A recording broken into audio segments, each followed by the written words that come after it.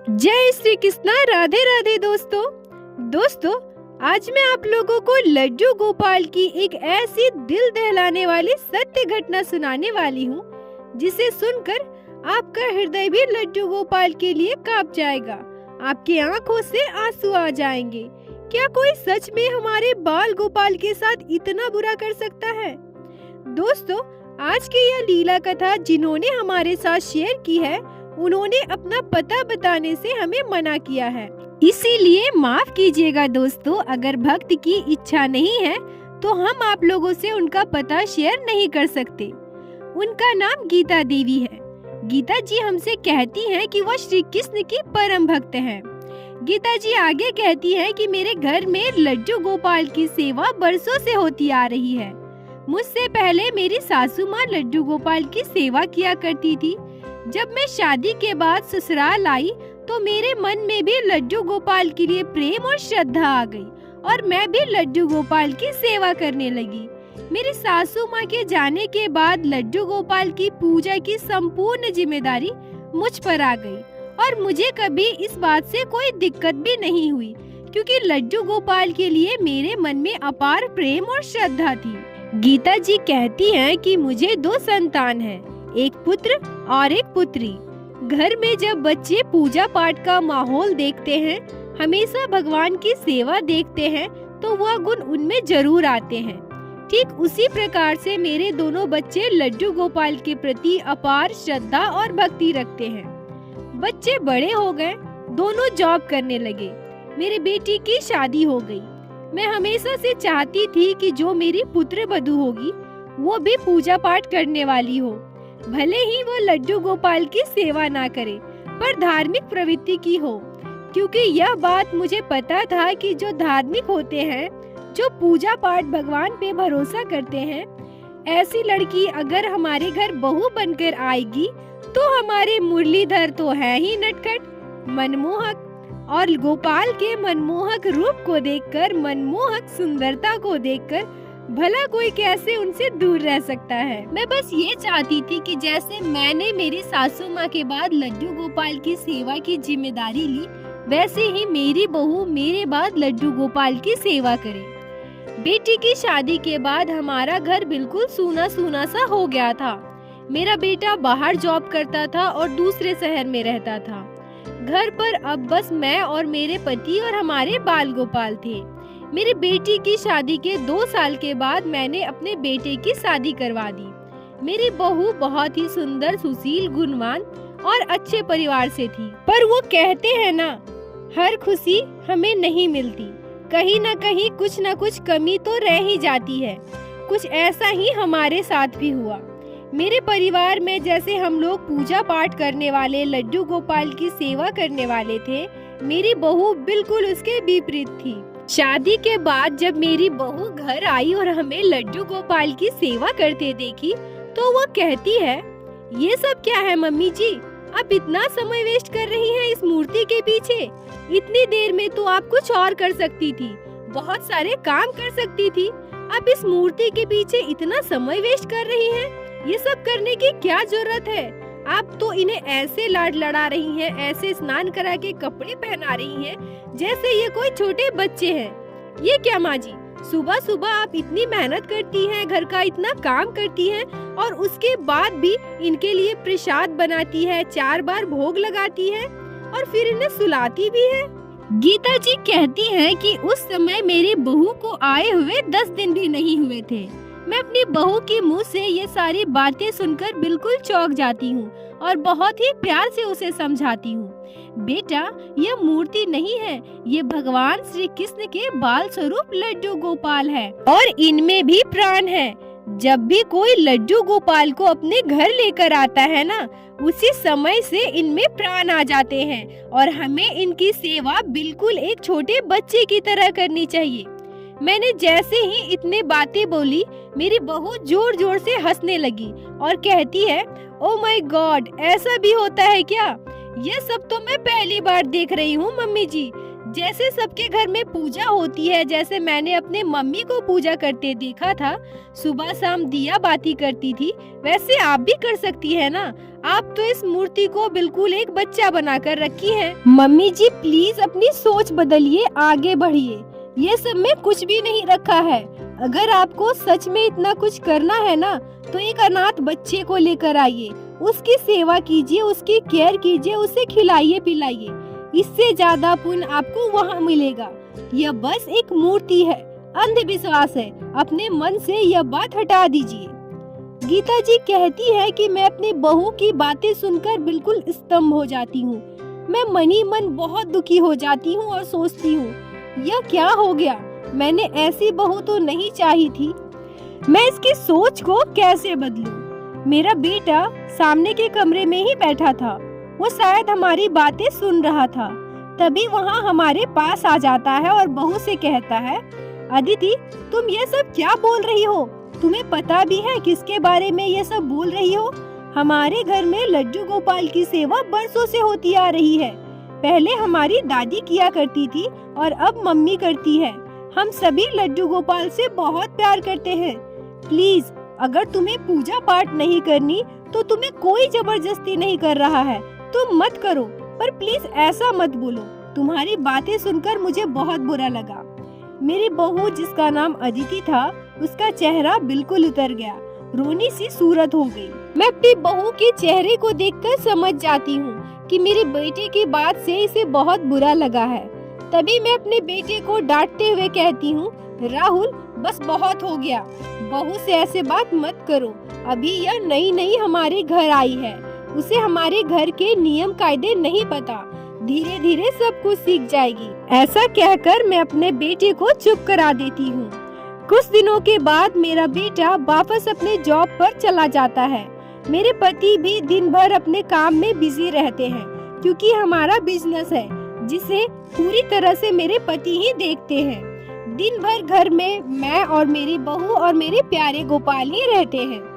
गीता जी कहती है कि मुझे लगा था कि धीरे धीरे मेरी बहू सब कुछ सीख जाएगी, पर शादी के 1 साल बीत जाने के बाद भी मेरे बहू के मन में कभी भी लड्डू गोपाल के लिए थोड़ी भी श्रद्धा भाव नहीं आई। वह हमेशा बस एक ही बात बोला करती थी, मम्मी जी यह सब बस समय की बर्बादी है, प्लीज आप इन सब से बाहर निकलिए, इन सब में कुछ भी नहीं रखा, आप आराम कीजिए, ये सब छोड़िए, बहुत हो गया।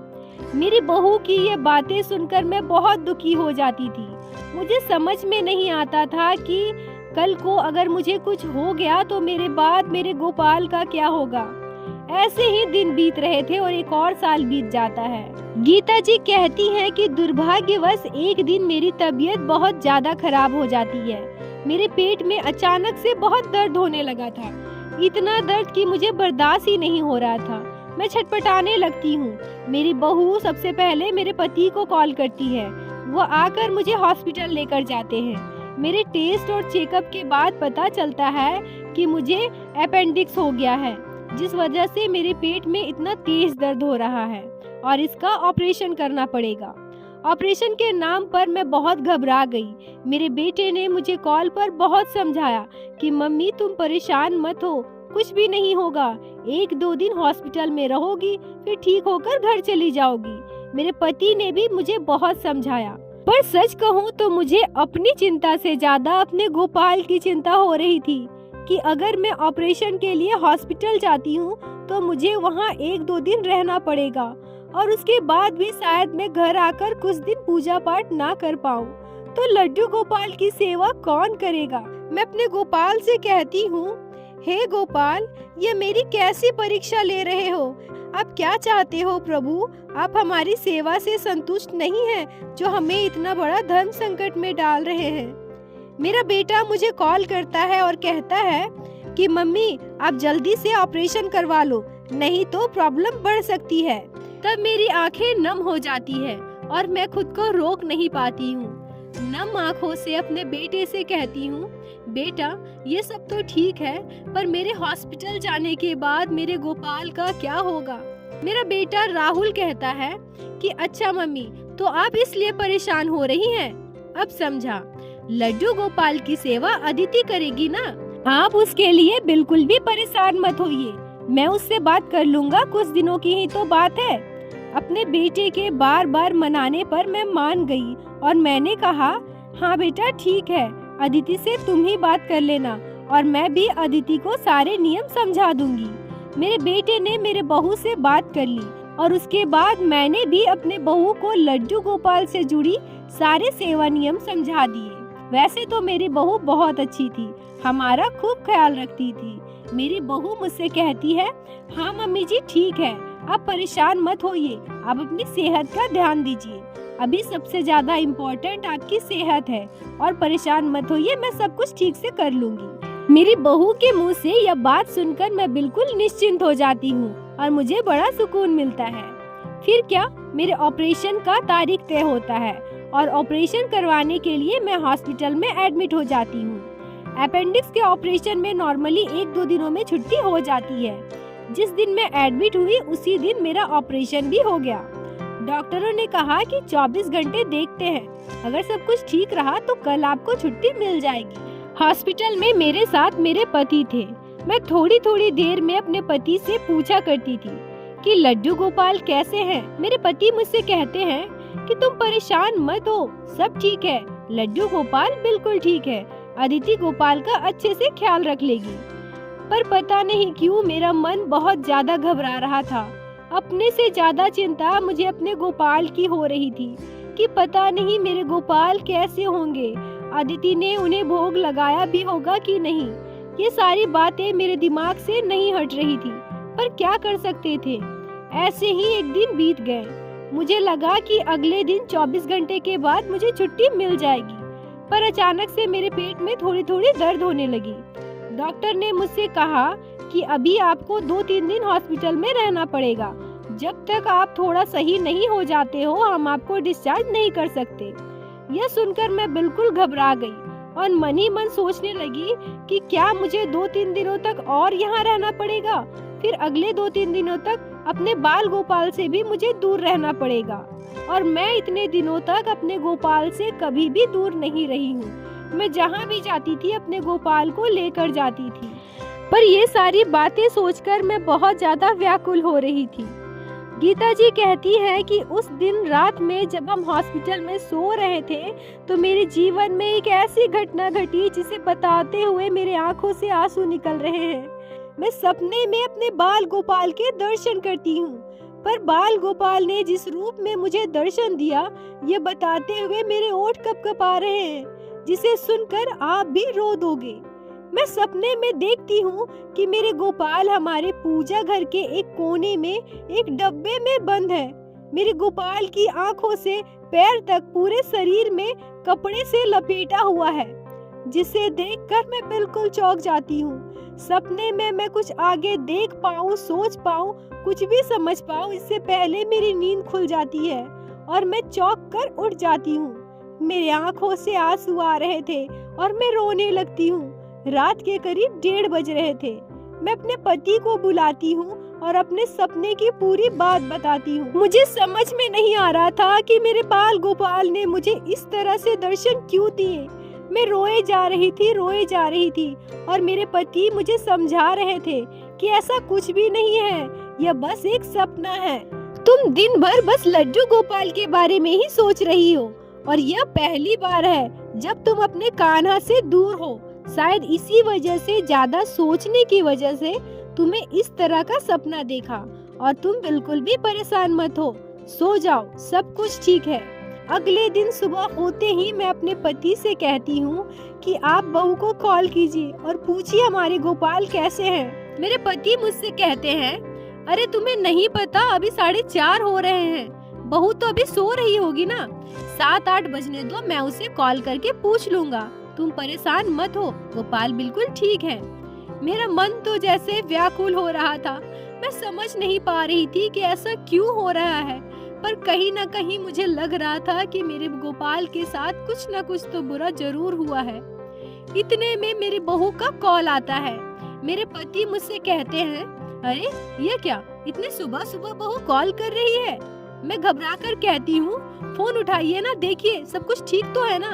मेरे पति जैसे ही कॉल उठाते हैं मेरी बहू रोने लगती है और कहती है, पापा जी मेरी बात मम्मी जी से करवाइए ना। मेरे पति फोन को स्पीकर पर कर देते हैं और मैं कहती हूँ, हाँ बहू बोलो ना, क्या बात है, तुम रो क्यों रही हो, सब ठीक तो है ना, तुम ठीक हो ना। मेरी बहू रोते हुए कहती है, मम्मी जी मुझसे बहुत बड़ी गलती हो गई है, मम्मी जी मैं बहुत बुरी हूँ, मुझे माफ कर दीजिए मम्मी जी, आपके गोपाल के साथ मैंने बहुत बुरा किया है। आज 2 दिन हो गए जब से आप हॉस्पिटल में एडमिट हुई हैं, मैंने गोपाल को ना ही भोग लगाया है, ना ही उनकी कोई भी सेवा की है। आपके जाने के बाद मैंने अपने फ्रेंड को कॉल किया और सारी बातें बताई।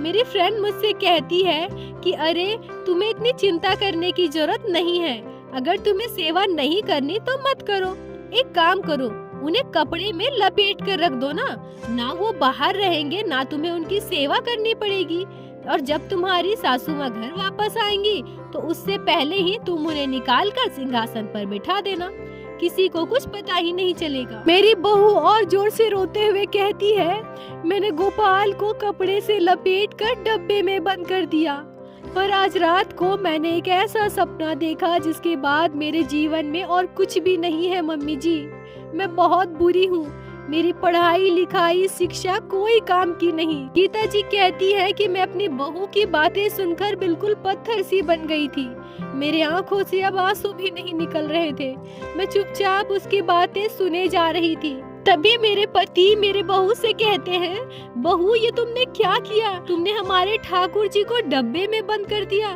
तुम पागल हो गई हो क्या, अगर तुम्हें सेवा नहीं करनी थी तो तुम बता देती ना। बहू रोते हुए कहती है, मुझे माफ कर दीजिए पिताजी, आज मेरे जीवन में जो घटना घटी है उसके बाद मैं खुद को कभी भी माफ नहीं कर पाऊंगी। अभी जब थोड़ी देर पहले मैं सो रही थी तो मुझे ऐसा महसूस हुआ कि कोई बच्चा जोर जोर से रो रहा है, तभी मैं सपने में देखती हूँ कि एक छोटा सा बच्चा डरा हुआ किसी कमरे के कोने में बैठा हुआ है और उसकी आंखों में पट्टी बंधी हुई है। वो बच्चा रोते हुए मुझसे कह रहा है, आप मुझे पसंद क्यों नहीं करती, मैं तो आप लोगों के साथ आपके घर में रहता हूँ ना, और मेरे आंखों में आपने पट्टी बांध के मुझे डब्बे में बंद कर दिया।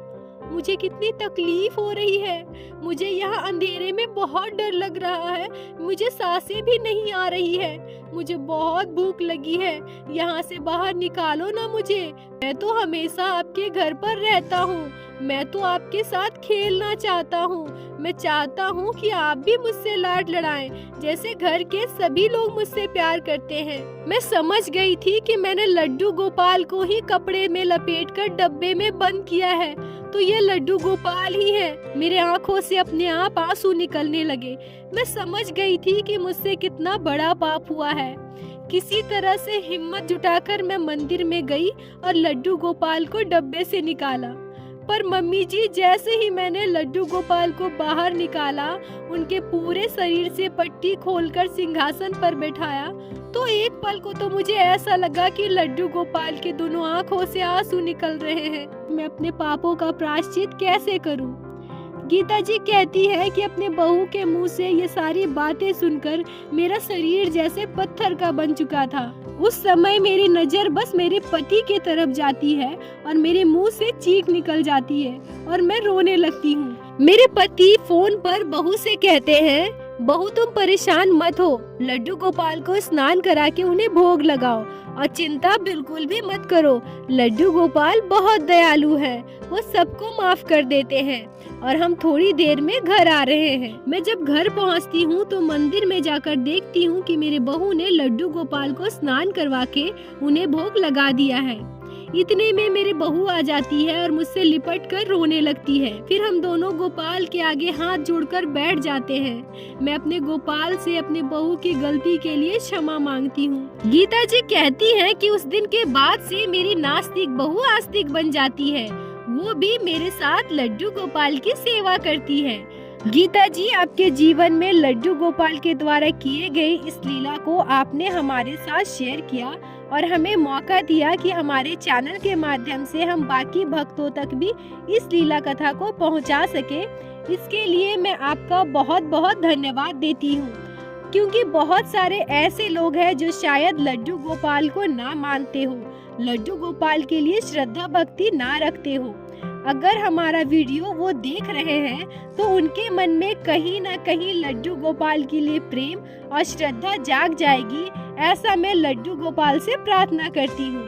गीता जी, आपका मैं एक बार फिर से बहुत बहुत धन्यवाद देती हूँ। अपना प्रेम और अपना साथ हमारे साथ ऐसे ही बनाए रखे। भगवान भी अपने होने का प्रमाण समय समय पर देते रहते हैं, ताकि मनुष्य जाति को, जो ईश्वर को नहीं मानते, जो ईश्वर पर भरोसा नहीं करते, उन्हें भी यह पता चल सके कि आज कलयुग में भी साक्षात नारायण हमारे साथ है, हमारे लड्डू गोपाल हमारे साथ है।